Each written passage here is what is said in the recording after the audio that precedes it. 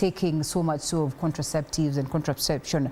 Perhaps, you know, like we say, it is a safe method, or most of the methods are safe, but then there's always that element of fear. Is it really proper for the kids to begin taking them at this early stage, as well as, you know, those ones that would consider themselves as medics, you know, the counter kind of processes and all that. What is happening in terms of regulations such that even when people want to engage, then they engage in the right manner and they are well educated on the methods that they are getting to? Just listening to your question, you're reminding me of a question we always ask ourselves, the question of consent. When it comes to young people's access to contraceptives, especially adolescents, because constitutionally, for somebody to make their own decision, they're supposed to be 18 years and above.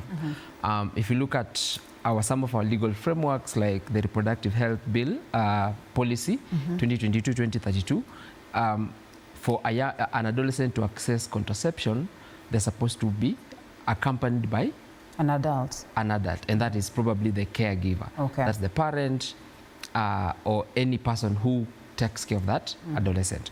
And we realize that we have emancipating adolescents.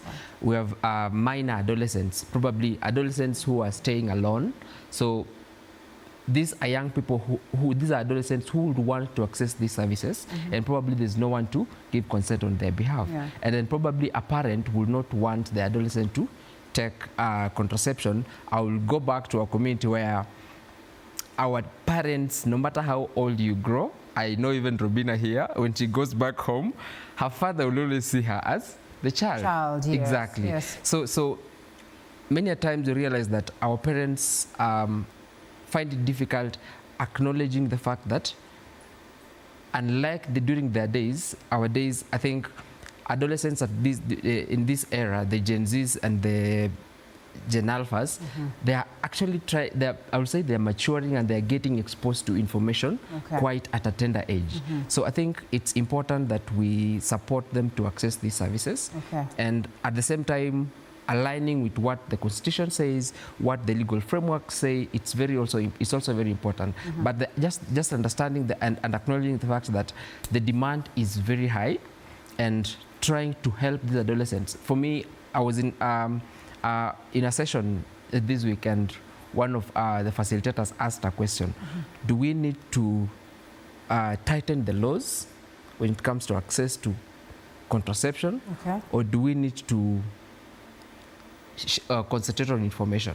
For me, my thinking is we need to concentrate on information, because if you give this adolescent the right information, the adolescent, before going for that emergency contraceptive, he or she will have understood that I'm supposed to, if it's sex, it's supposed to be safe sex. And if I'm not ready, then I have to wait. So if you give this young person the right information, you won't have to struggle putting up or setting up laws and policies that will have to make it tight for them to access, and make it tight for providers to give, because the providers, especially the private sector, at the chemist, the pharmacist, these are people making money, they're in business. So if this adolescent comes, and some of these adolescents, if you look at their physical appearance, they look like adults. You will sell to them. The provider will sell to them. It is rather an uncomfortable conversation to have, and it's been there.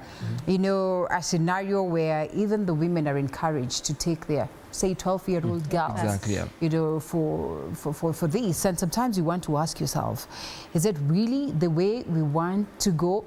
Are we mature enough to have this sober conversation to the level at which, you know, Indeje here is saying?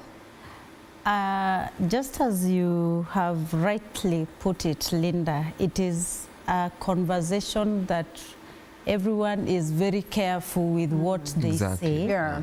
And at this point, I wouldn't want to dilute what the Gen Z has said. But I would want to emphasize on the fact that MOH have been fully aware about the division of reproductive and maternal health. Are fully aware of this concern. And so one of the things that they are doing is expanding knowledge to cadres who are not allowed then to provide options for our communities. Okay. For example, the pharmacists, they were actually not allowed to inject clients. Okay. So for these young and adolescent people who come to seek the e-pill every Monday, right, the team of pharmacists after a busy weekend. After a busy weekend, okay, yes, you can say that again. All right. They are now trained to be able to provide an option to this weekly pill, which is DMPA subcute and DMPA IM, as opposed to the weekly e-pill. In layman's language? Instead of coming to get an e-pill every weekend, yes, we there's an option. There's an option, okay, which is better. Okay.